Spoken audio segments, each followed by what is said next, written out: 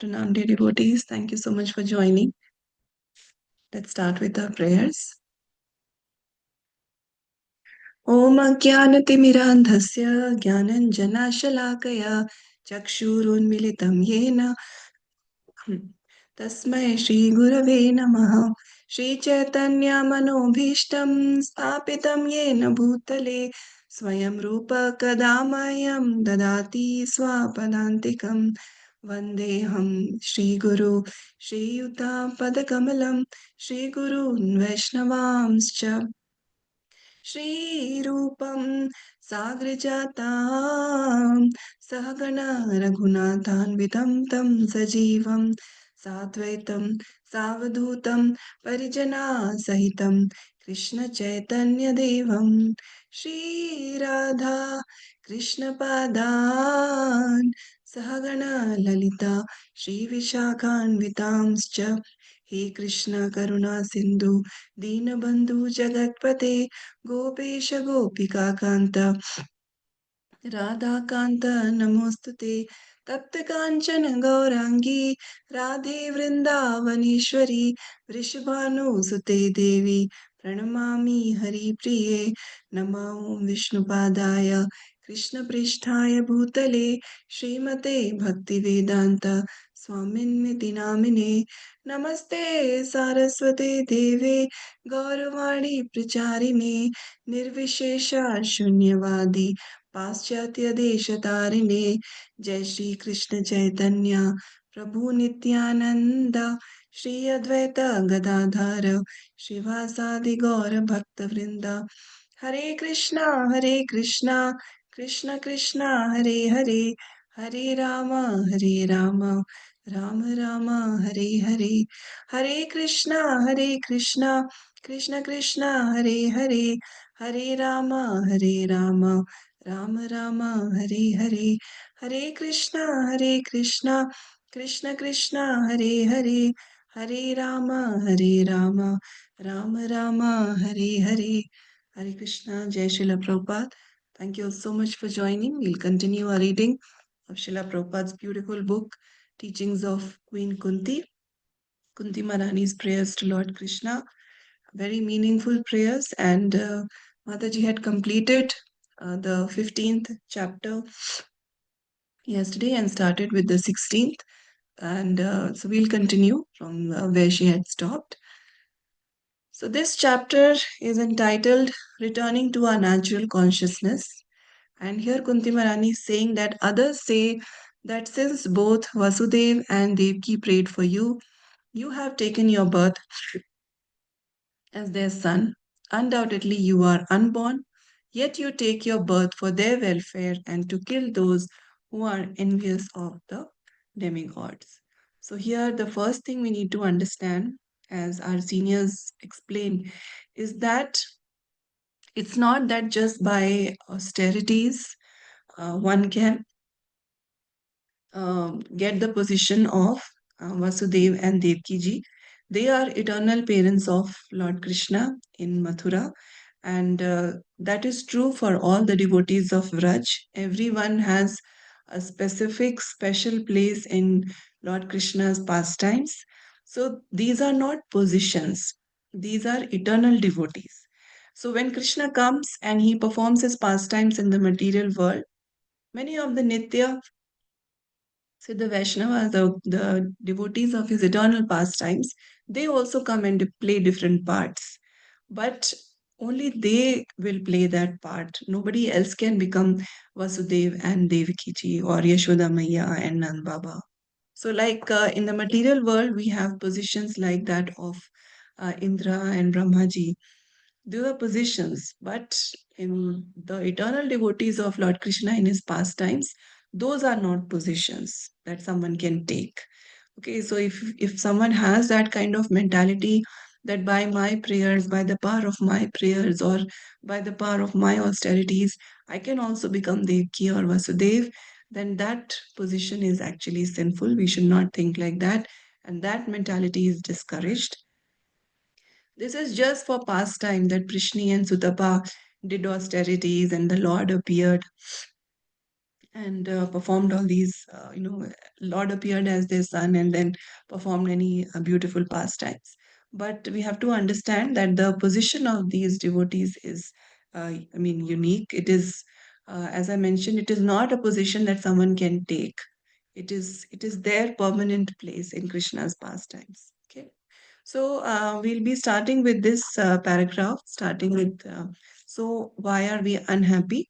Just to recap that in the previous paragraph, Srila Prabhupada was telling us that it's important to keep reminding these things that needs of the body have to be taken care of because Prabhupada, if we see in the previous paragraph, he's talking about the bird and the cage, and he's talking about that upkeep of the body is important and we should eat for the upkeep of the body. But a civilization that simply looks after these bodily necessities and does not care for the necessities of the soul, such a civilization is foolish. Foolish, Prabhupada says that is it's an unbalanced civilization. So it's like just washing one's coat but not taking care of one's body, or taking care of the cage but not taking care of the bird. That is a very foolish mentality. These kind of things, Srila Prabhupada keeps telling us again and again, right? He keeps reminding us these things again and again because we need to really imbibe it in our conscience and in our lifestyle. That the needs of the body have to be taken care of, but to such an extent that we are able to keep the body and soul together by fulfilling the basic necessities. But these should not become the main focus, like eating, sleeping, mating, defending. These are important activities and are required, but they have their own place.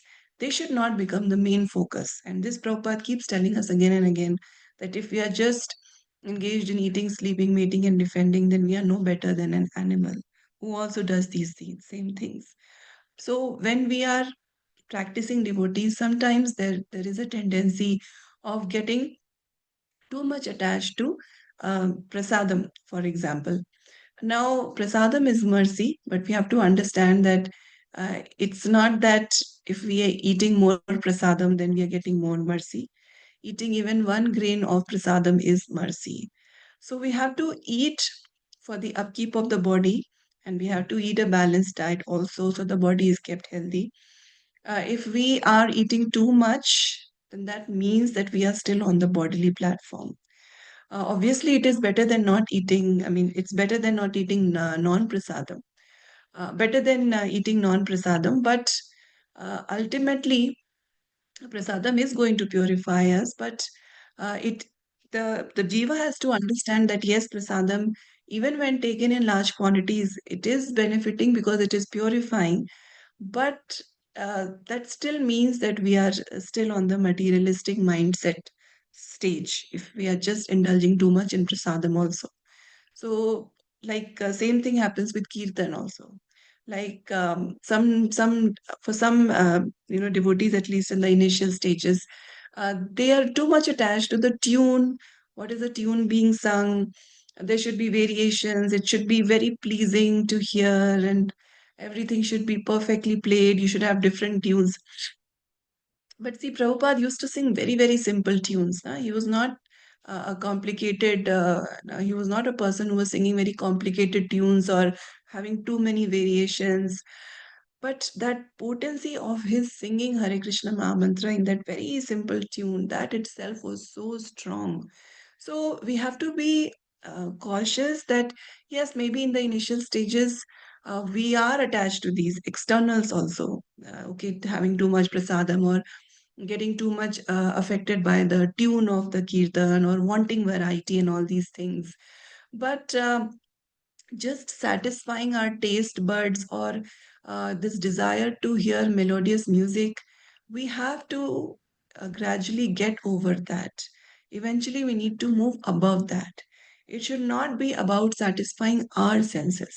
It should be about pleasing Krishna, serving Krishna through all the activities. So, our whole way, our whole approach of looking at prasadam or hearing kirtan will change greatly if we take ourselves out that it is not for my pleasure, it is for Krishna's pleasure. I am not the enjoyer, I am to be enjoyed. Okay, and then Prabhupada finally is saying that a civilization that takes care of just the body and not a soul, not the soul, that's a foolish civilization. We should take care of the bird too and not just the cage. Okay, so that is where we ended yesterday. Now let's read this paragraph that I have highlighted. Would anyone like to read? Oh yeah, Swati Mataji. Yes, Hare Mataji. Krishna Mataji, Dandavat Pranam. Hare Krishna. Pranam Mataji. So why are we unhappy? In Western countries, there is no scarcity of wealth, no scarcity of food, no scarcity cars, and no scarcity of sex. Everything is available in full abundance. Then why is there still a section of people who are frustrated and confused, like the hippies? They are not satisfied. Why? Because there is no balance. We are taking care of the necessities of the body, but we have no information of the soul and its necessities. The soul is the real substance, and the body is only covering. Therefore, neglect the soul is a form of dharmasya glani, pollution of duty. Hare Krishna Mataji, Dandavat Pranam. Thank you so much, Mataji. Pranam. So Prabhupada is explaining that we are taking care of the body only, and that is the cause of unhappiness. And Prabhupada so nicely explains that in the Western countries, if we see, they are much, better off financially, economically, and lifestyle, is much more upgraded than what we have. But are they really happy? No, they have so many problems, drug addiction, depression, and the divorce cases like this. There is and so many cases of shooting in schools. Basically, these things all point towards uh, the mentality of people, that how unfulfilled people are, how much empty they are feeling inside. Because anyone who's truly happy will only make others happy around them. Some people externally they may look happy, but everyone around that person is unhappy. So, this actually is an indication that this person is not really happy inside. See, with devotees, we see that just by looking at devotees, people feel so happy. So many times when devotees are on Harinam or during Rath Yatras, the whole crowd is just attracted to how beautiful the devotees look singing and dancing, and how happy they look. If we look around us these days, especially, hardly anyone looks really happy. No, everyone has something or the other going on in their mind, and mostly everyone is just busy with their phone. But when we come in the association of people who are devotees, not just saying that in ISKCON, but other sampradayas also, but basically people who have that connection with God, that connection with Krishna, that's when real happiness comes. It's not just about having too much wealth or having many cars and all these things. In the Western countries, everything is just very free, right? People can just do whatever they like. There are so many avenues of sense enjoyment, so much more than we have here.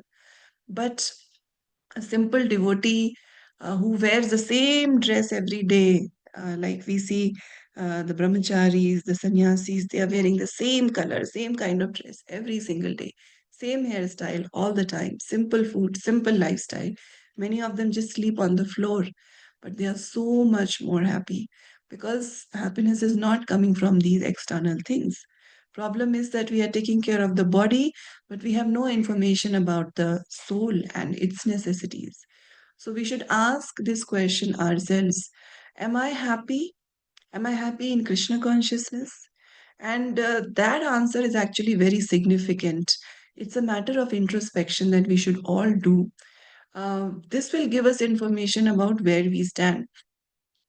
See, because the problem is that many times, even though we come to Krishna consciousness, for happiness, we are still relying on the externals. That did they talk to me with respect? Was I treated with respect? Was I given importance? Was I given a chance to to sing? Was I given all the items in the prasadam or not? If that is true, then I'm happy. Otherwise, I'm unhappy. So this sometimes, if we are sometimes happy, sometimes sad, and these things are affecting us in our bhakti path also, then we really need to introspect. Because the moment we start feeling the joy, the spiritual joy in our bhakti movement, then all these things will not matter.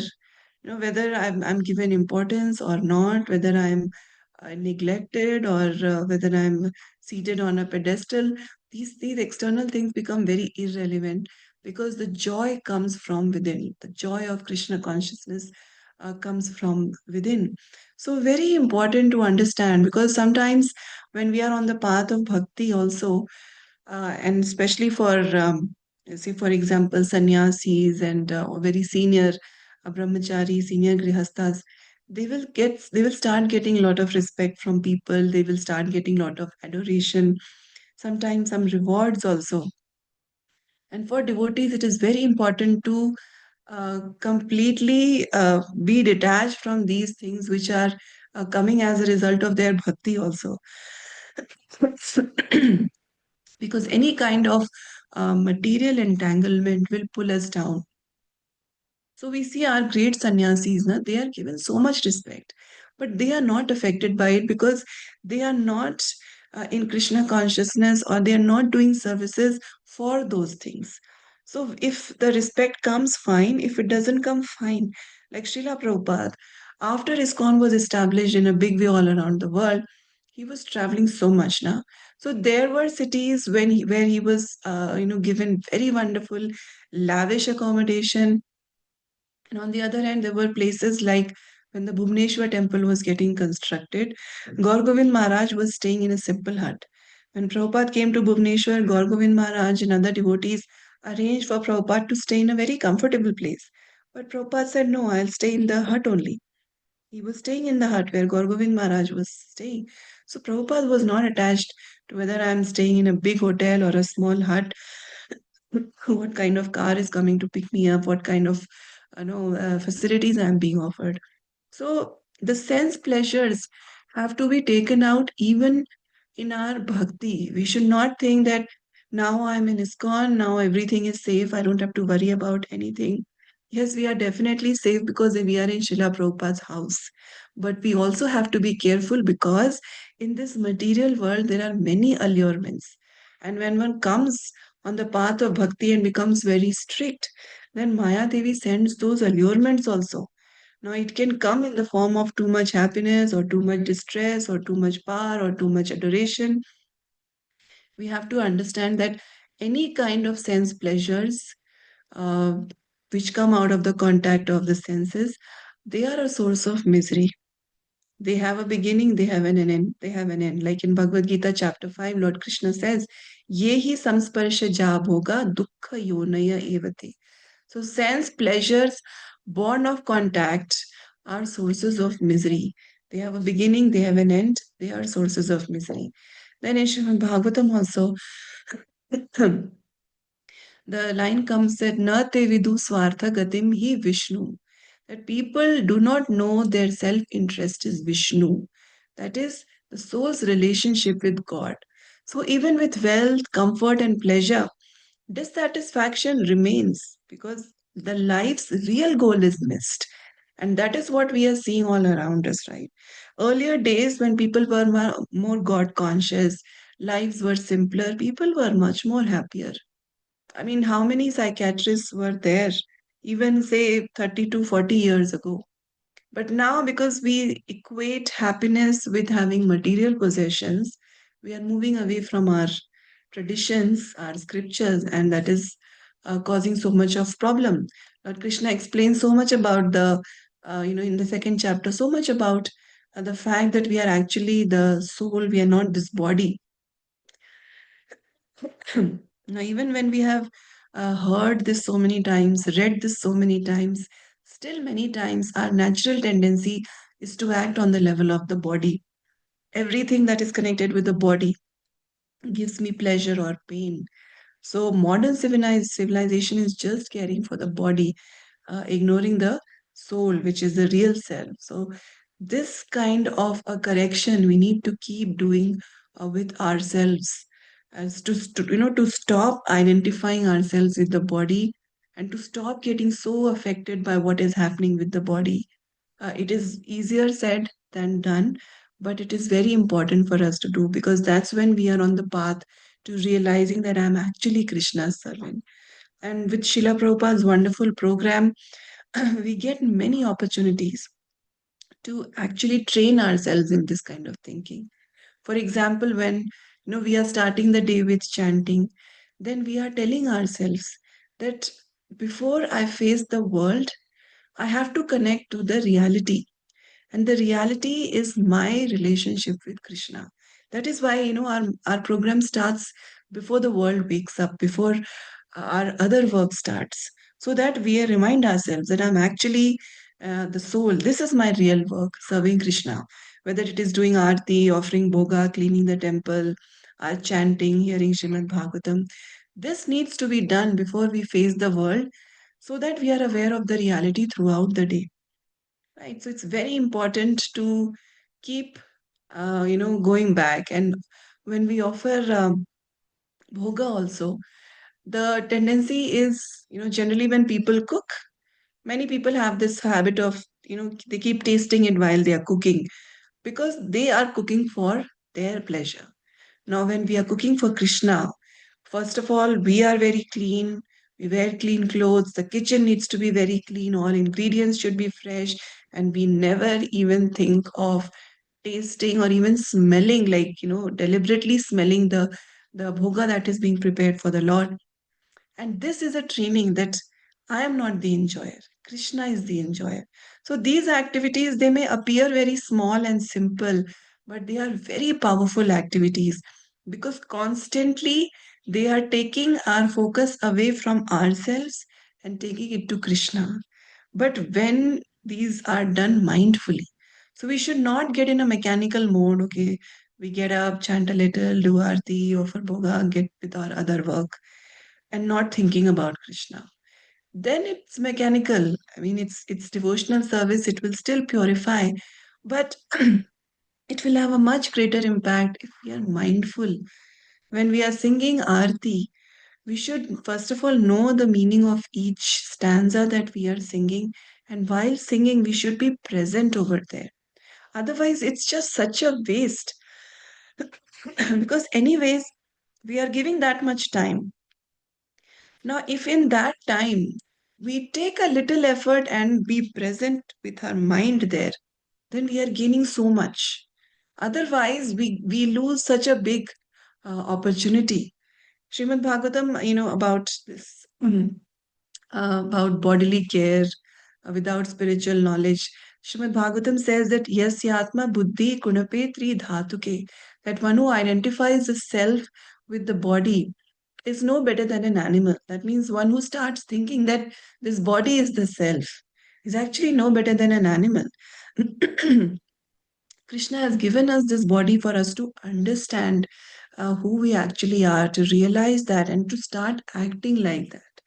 Right? And all these activities of bhakti that are recommended, if we are doing them mindfully, then we are constantly training our mind to think right. And that is why a day when we have chanted very nicely in the morning, we have done the morning program very nicely, that day goes, with a much better consciousness. We are less perturbed, we are less agitated, and there is a sense of happiness and contentment that comes. It may seem very mystical, but it is actually true. I'm sure all of you have realized this also. This versus a day where we just wake up late and everything is delayed and the chanting is dragged and all that. These 2 days are very different. It's the same person, but having two different experiences. Why? Because our connection with Krishna needs to be, reestablished very strongly before we really get on with the day. So this training is very, very important. Otherwise, we'll just keep thinking on the bodily platform itself, and that doesn't take us anywhere. Okay, now let's read the next two paragraphs. These are smaller ones, so maybe we can read two paragraphs. Sureshwari Mataji, you want to read? Yeah. Yes, Mataji. Hare Yes, Krishna. Mataji, Hare Krishna. The word dharma means duty. Although the word dharma is often translated as religion, and religion is generally defined as a kind of faith, dharma is not in fact a kind of faith. Dharma means one's actual constitutional duty. It is one's duty to know the needs of the soul, but unfortunately, we have no information of the soul and are simply busy supplying the necessities for bodily comfort. Bodily comfort, however, is not enough. Suppose a man is very comfortably situated. Does it mean that he will not die? Of course not. We speak of a struggle for existence and survival of the fittest. But bodily comforts alone cannot enable anyone to exist or survive permanently. Therefore, taking care of the body only is called dharmasya glani, or pollution of one's duty. Thank you, Mataji. Hare Krishna. Thank you so much, Mataji. Hare Krishna. So, Srila Prabhupada is explaining that what is actually the meaning of the term dharma. Dharma, right now, as Prabhupada very clearly points out, that it's taken to mean some kind of faith. Like what is your dharma? I'm a Hindu. That person's dharma is a Muslim. But the word dharma means one's constitutional position. Like the dharma of sugar, what is the real nature of sugar is to be sweet. So it's not a kind of faith. You know, like if we ask someone that, do you know what is your constitutional duty? Then that means knowing one's dharma. So it is as simple as that. But sadly, many of the terms get a different meaning, and then people start using it without actually trying to find out that what our scriptures actually say that word means. Like Hindu, the word Hindu itself, it is not there in any of the scriptures. It just came from the word Sindhu. The Muslim invaders started calling everyone on the other side of Sindhu as Hindu because they had a different pronunciation. And now everyone is just Hindu, Hindu. Nobody really remembers that this is actually Sanatan Dharma. But, these things become popular and everyone starts following. But dharma is not a kind of faith. And Prabhupada also explains here that we are not saying that one should not take care of the body. It says that taking care of the body only, that is dharmasya glani. Prabhupada explains here. Dharmasya glani.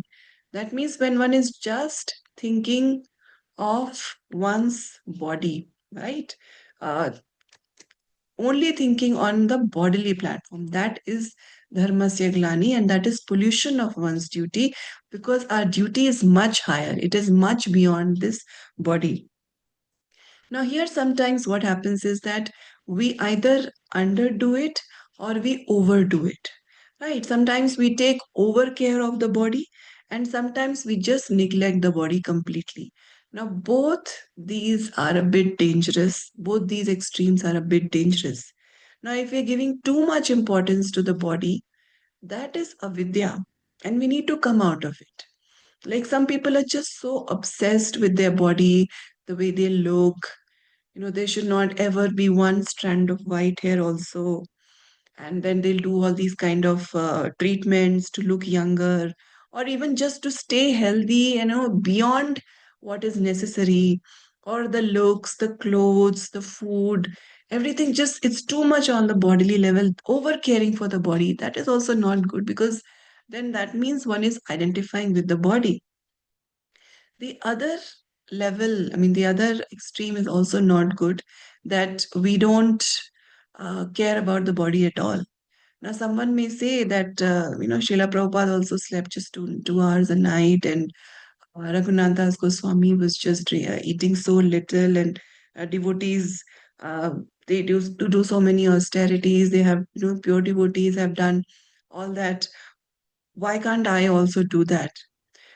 Pure devotees cannot be imitated. So when we hear about Raghunath Das Goswami eating the rice which was like, discarded, and or just drinking little buttermilk, our heart should be full of, of appreciation for what, for his pastimes, and understand how great he is. but we cannot actually imitate that. Because for pure devotees, whatever is their condition of life, their devotional service does not come down, it does not reduce.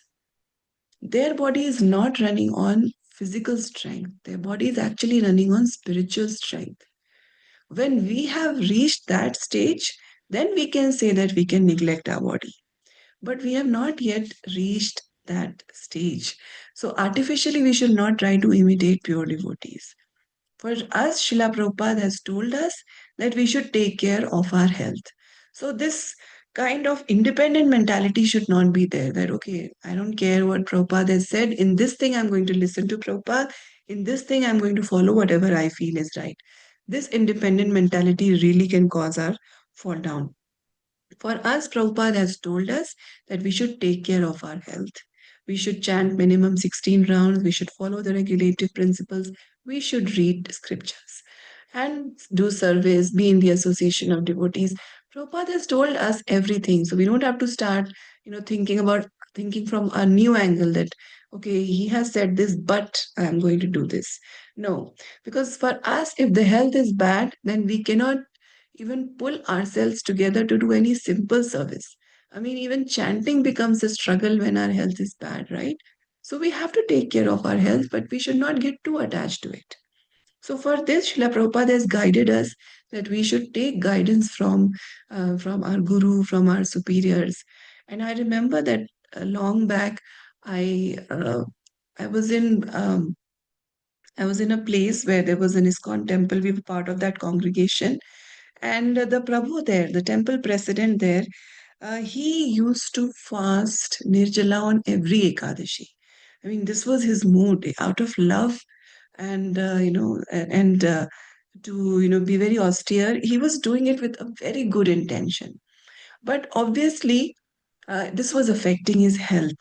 So then his Guru Maharaj told him that you should not do this. And then he was told not to fast Nirjala on every Ekadashi because it was not suiting his body. He got a stomach ulcer and all that. So that was getting treated. Now, here, how this particular situation was handled was decided amongst devotees with consultation with one spiritual master. So this we should have this this we should take this guidance from superiors. Some devotees, I still know that they fast, they don't eat anything on Ekadashi, but some devotees are not able to do that. So we have to first of all see what what I can do and then consult with devotees and go ahead with that kind of plan, not just trying to imitate someone that doesn't take us anywhere. And here, the concept of dharma is being discussed. So, in Srimad Bhagavatam, in 126, this line comes, right? Savaya pumsam paro dharmo yato bhakti radhokshaje. That the supreme dharma for all humanity is that by which one develops loving service to the Lord. That is very, very important. So, dharma is defined by our function. What is our duty? It is not belief, it is not faith. Also, dharmam to sakshat bhagavad pranitam, that dharma is directly given by the Supreme Lord. It's the constitutional law, it is not a man made faith system. Okay, so we have to be very careful about the usage of the word dharma. At least we should understand what it actually means. And like in Bhagavad Gita, Lord Krishna also tells, right, that Shreyans Dharma Viguna, that it is better to perform one's own prescribed duty. We should not go and start imitating others. And Jivera Swarupai Krishnera Nitya Das, that the constitutional position of the living entity is to be an eternal servant of Krishna.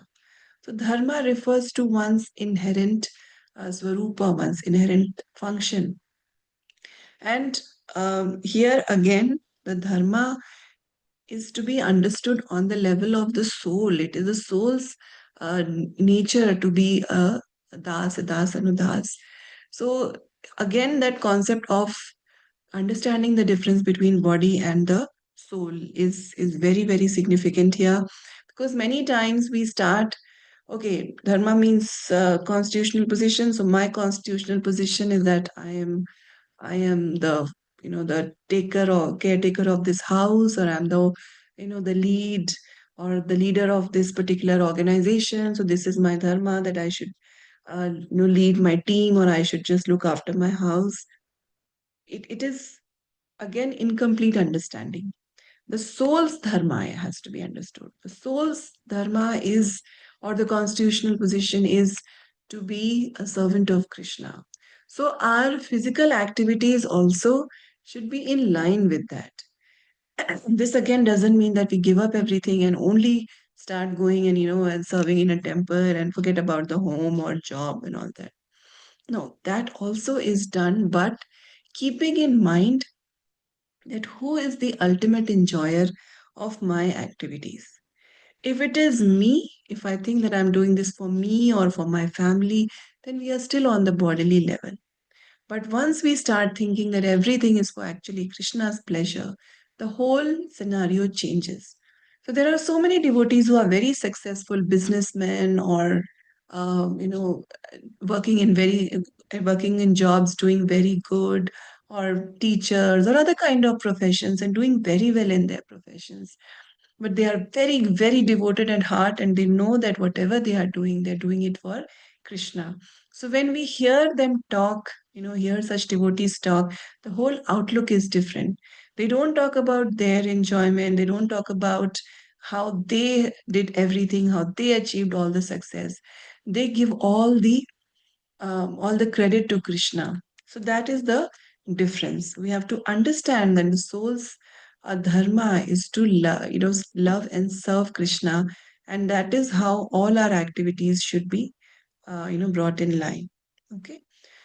Now let's read this section that I have highlighted. Anyone wants to read? Yeah. Shobha Mataji, Hare Krishna. Hare Krishna Mataji, Dandavat Pranam, Srila Prabhupada ki jai. One must know the necessities of the body and also the necessities of the soul. The real necessity in life is to supply the comfort for the soul, and the soul cannot be confronted by material adjustments because the soul is a different identity.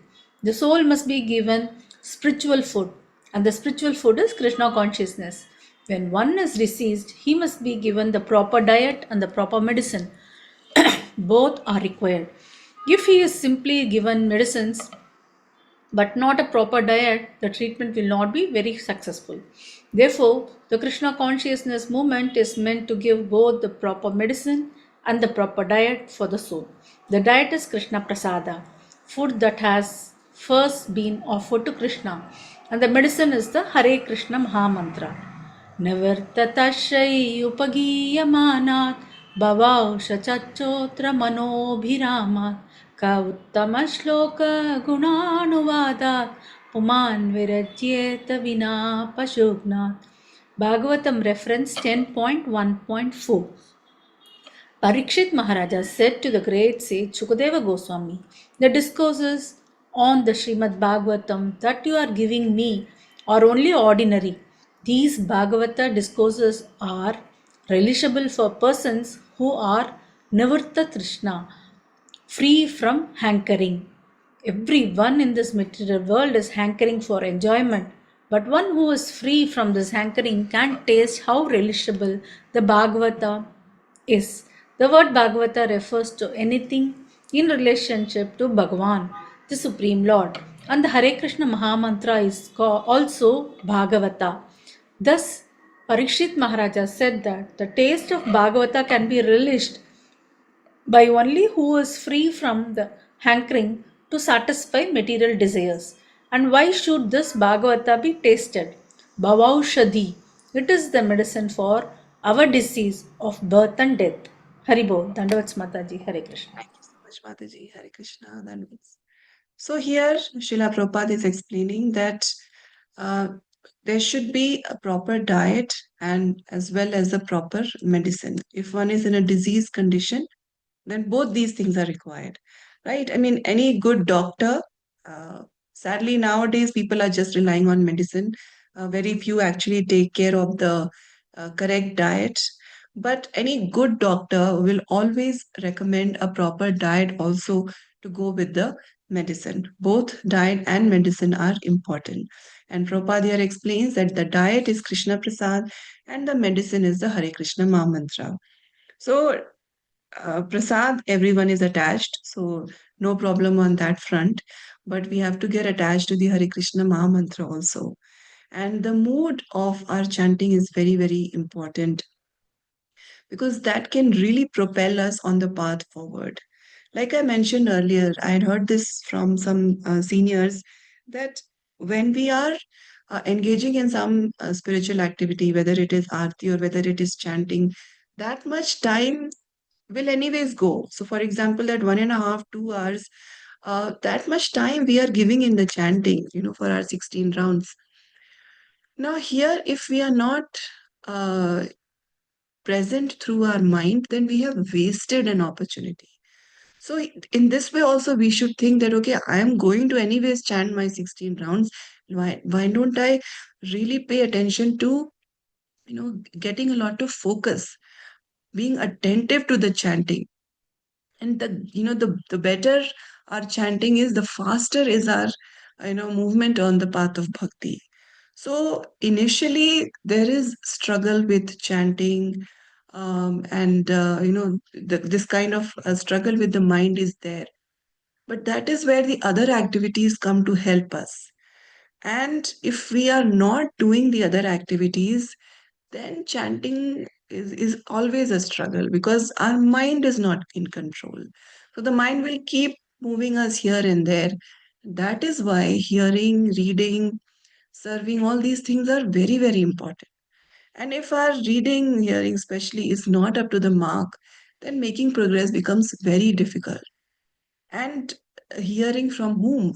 Firstly, we have to hear from Srila Prabhupada. And how do we hear from him? We hear from him through his purports. Obviously, his lectures are also there, but also his books. So, Prabhupada's books, as he said, books are the basis. If we just, ignore reading and hearing, then our chanting will get seriously affected. Because Prabhupada's books, Prabhupada's purports, they are changing our consciousness, and that will make our chanting more pure. So, you know, if if we are totally ignoring any kind of reading, hearing, then maybe initially we'll not realize it, but over time it will definitely affect our chanting negatively. So we should not neglect reading. I mean, it's wonderful that all of you are so focused about reading, that you are attending these classes regularly, attending Bhagavatam classes also. So books are very important because they are giving us a systematic understanding of Krishna. Our hearing sometimes can become random, that okay, we hear one lecture about this topic, then another lecture about another uh, pastime of Krishna, then about Chaitanya Mahaprabhu, which is also very nice because it is giving us very wonderful knowledge. But along with that, reading should be there because reading is always systematic. When we are reading a book, it follows a systematic order, and that systematic reading, hearing is what will help us understand Bhagwan, Bhakti, Bhakta. And if we are not doing that sincerely, then our chanting will get affected. It can become mechanical. And so we see that those devotees who always keep hearing from Srila Prabhupada, their chanting is way better than the others. And sadly, now very few people read books. Now everyone is just busy with the phone, with the reels, with the shorts. And, uh, I have heard in a lecture that social media, it's like mind squared, our mind itself is making us so agitated. If we are too involved in social media, then it's mind into mind. So that means double the problem we are creating for ourselves. Definitely in today's world, we cannot totally disassociate ourselves from social media because there are so many good things also there. Like, YouTube, we are using that platform, we are using Zoom for our classes. So this is the correct utilization. But if we get into that habit of scrolling down and just, mindlessly watching reels one after the other, then it's a very difficult position we are putting ourselves in. And we have to understand that we have a very important duty, very important work to accomplish in our life. And if we waste our time in unnecessary things, then it's a big loss. So, why did Prabhupada write these books? The books are the cornerstone of our movement. So, we should read and distribute these books. If we don't read them, then that motivation to distribute will also not be there. It is only when we read the books and we taste that nectar that when we'll feel like distributing this nectar to others also. I was just hearing one lecture.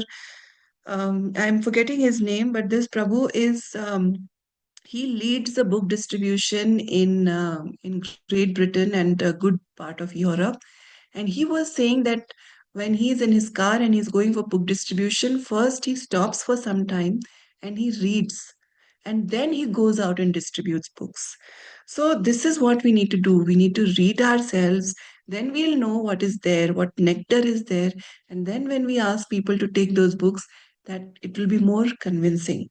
And this habit of always trying to be like a student, it is a very beautiful quality, and that really keeps us safe. And some of you might have heard lectures of His Holiness Swayam Bhagwan Keshav Swami Maharaj. He's a very young sannyasi in ISKCON, but his lectures are just amazing. And Maharaj is, I mean, now he's a sannyasi, so he travels, but he was based in Bhaktivedant manner. And 2 weeks ago, my brother went there to Bhaktivedant Manor and he was very happy. He got darshan of Maharaj. But when the class started, Maharaj was not giving the class that day. Maharaj was just sitting with a pen and a notebook, and he was taking notes in that Bhagavatam class. So when I heard this, I was just feeling so ashamed of myself that why don't I sit and take notes in other classes, right? I mean, Maharaj with such an elevated consciousness and so much knowledge, he's also sitting and taking notes. So this consciousness we should have, that we should always be wanting to learn, always be the student, not ever think that okay, now I know enough about the philosophy. Yeah, I am not this body, I am the soul. Panchatattva, I know the main pastimes of Krishna, I know Bhagavad Gita, what Krishna is telling, yeah, that also I know. All the stories of Bhagavatam, yes, I've heard many times. So I am in a good position.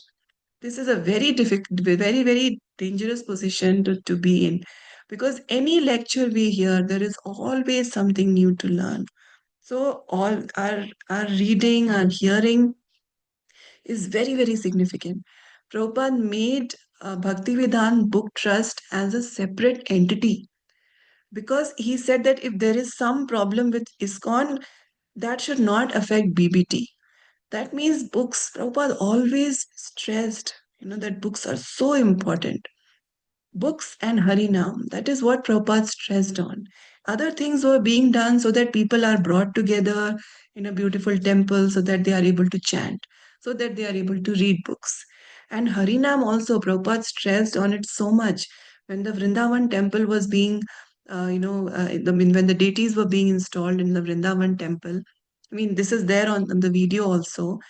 Prabhupada said that if we don't have the traditional installation ceremony with the yagya and everything, then the people of Vrindavan and the Brahmanas, they will not consider our temple to be bona fide. So have that. But he said that have 24-hour kirtan. The kirtan should continuously go on, because that is the real installation. So in that video also we see that Prabhupada is very, patiently sitting in the yagya, everything is going on. But then there are devotees on the side who are doing kirtan continuously. So we have to simply try to follow Srila Prabhupada's orders, what he taught us. And that is going to make our life, our preaching efforts, everything successful. And here Prabhupada says, Nivritta Trishna, who will relish Srimad Bhagavatam? One who is free from material hankering. So if we are still not enjoying hearing Srimad Bhagavatam, that means our material hankering is still there.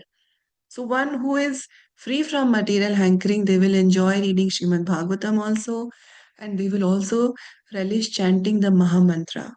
So this is our test. If we are reading and we are not understanding, then we can take help from devotees to try and understand. We should not give it up. If we are giving it up, that means we still don't have the taste, right? So, and Prabhupada says this is the bhavaushadhi. That means the medicine for our disease of birth and death.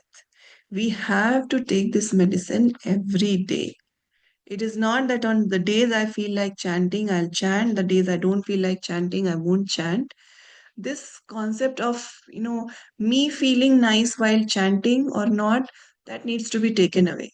Whether I feel like chanting or not, whether I feel nice chanting or not on a particular day, that is not significant. We have to maintain that discipline. Disciple word comes from discipline. So we are all disciples, at least aspiring disciples of Srila Prabhupada. So we have to follow this discipline in our lives. Okay, so we'll stop here. Any questions, any comments, corrections, or anything you would like to add?